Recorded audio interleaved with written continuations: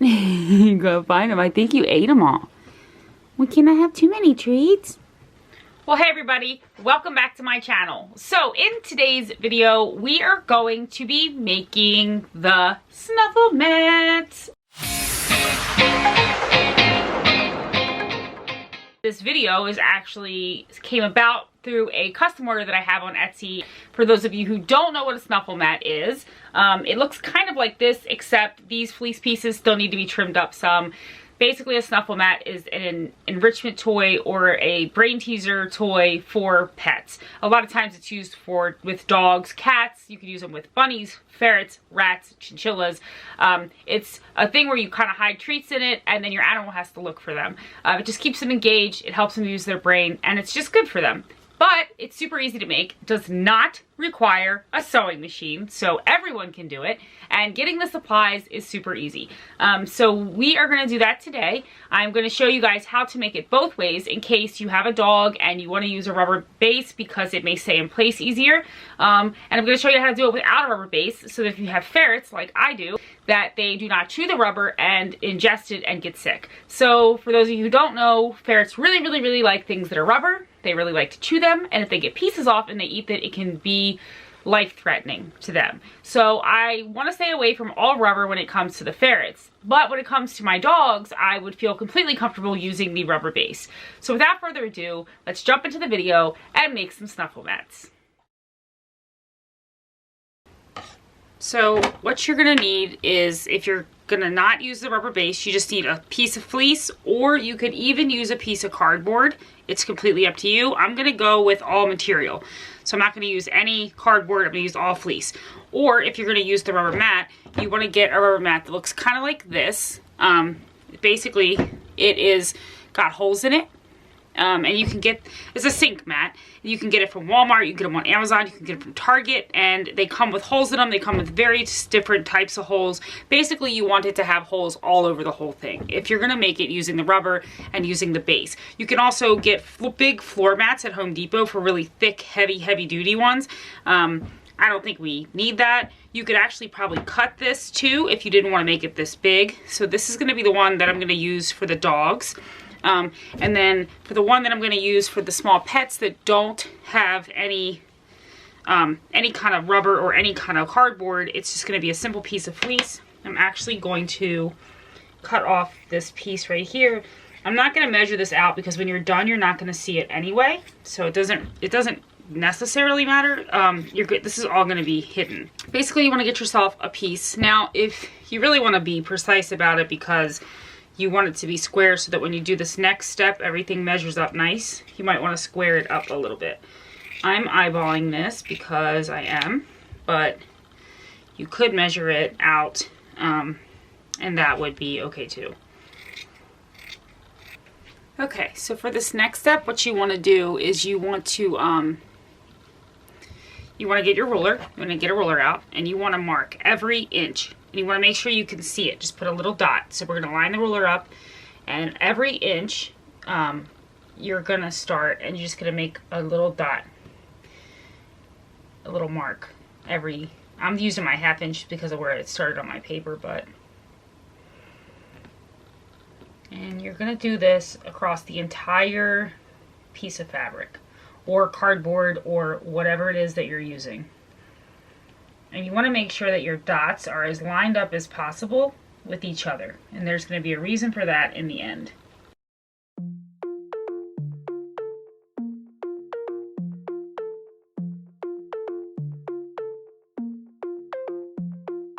Alright, I don't know if you guys can see that, but basically there's dots evenly spaced across the whole thing, every inch or so, give or take.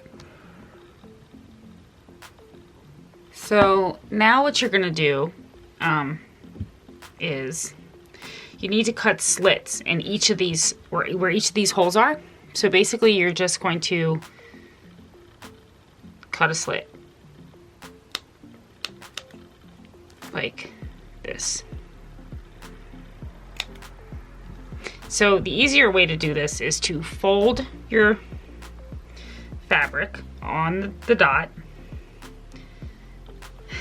which is going to prove to be easier said than done. But basically, if you fold along the dots like this, then you are going to just cut each dot.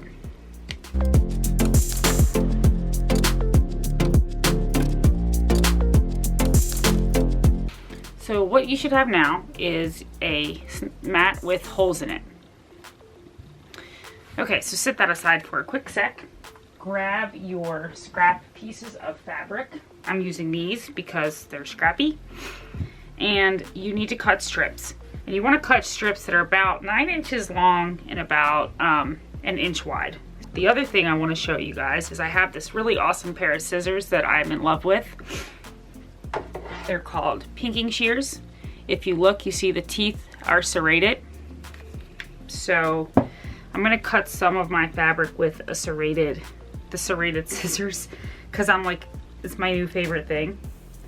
So basically, we're gonna give the edges some fun.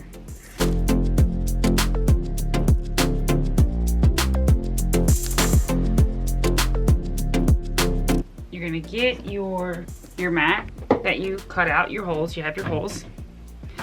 And now what you want to do is you want to grab a piece of fleece and you want to put it through the first hole like this.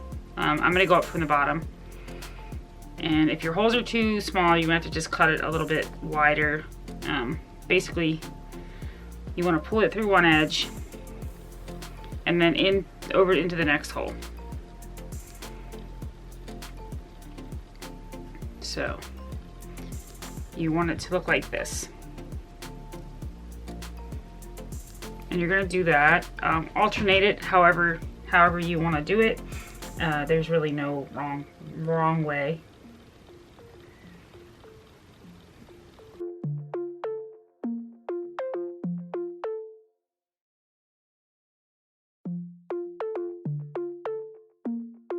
Okay, so now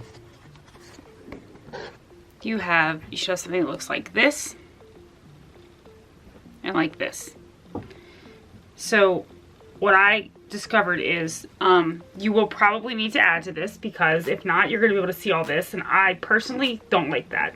So what I would do is, before you do that, you're going to want to take and find your ends to each piece. You're going to want to tie them in a knot. And I recommend tying them twice.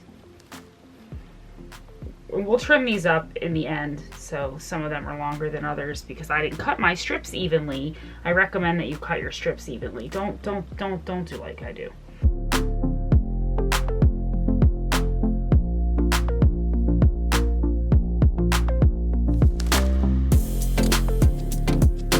Okay, so now you should have something that looks like this on the back.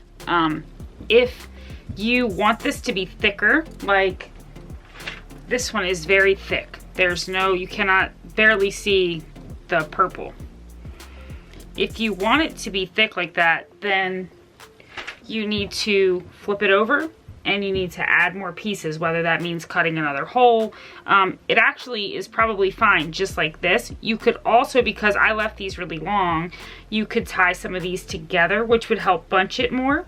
It's kind of up to you what you want to do as far as making this more tight, more full. Some of these pieces are long. You're more than welcome to snip them off so they're not as long, and I will show you guys what this is like when they play with it.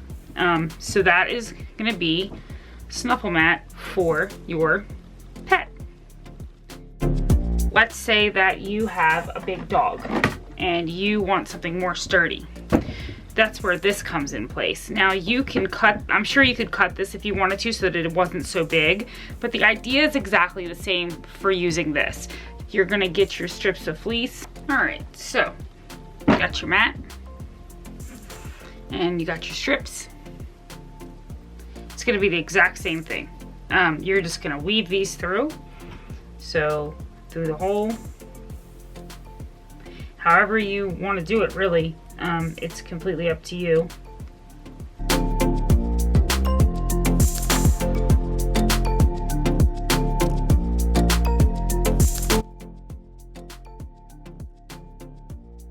Alright, so I have another color now that I've cut, and we're gonna just weave it on the other holes that I left open. You can even weave two. See, with this, because the spacing is so big, you're probably going to want to double fleece, so you're going to want to put fleece in multiple times in one hole because the holes are so thick.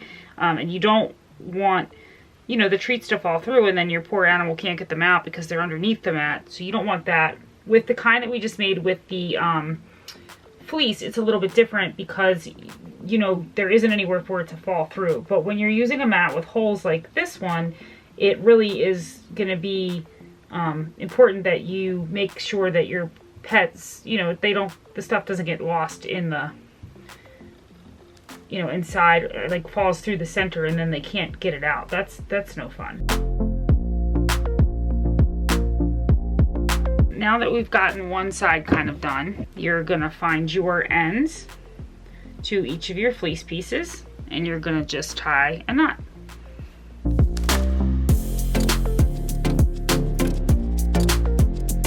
Turn it back over and then weave back through these holes so that they're nice and full. Some of the ones you can get on Amazon, the holes are smaller, and that will alleviate this from happening. So I'll put a link in the description for a mat that has smaller holes. I grabbed this one from Walmart really quickly. It was the only one they had. I didn't, you know, I really was making this for ferrets, so I just wanted to show you guys how to do it with a kitchen mat. All right, so get your little treats and just hide them inside where they have to dig them out, and like put one right there, and then just cover it over. All right, and then we just pick this up, take it to your ferrets. All right, here you go. Come here. Good job. Good job. Keep looking. Keep looking for it, Weasel. You can do it. Keep searching with your nose. Good boy. You're so close, Weasel. Oh, he got one. Him got one. Good job. Lulu got one. Weasel got one.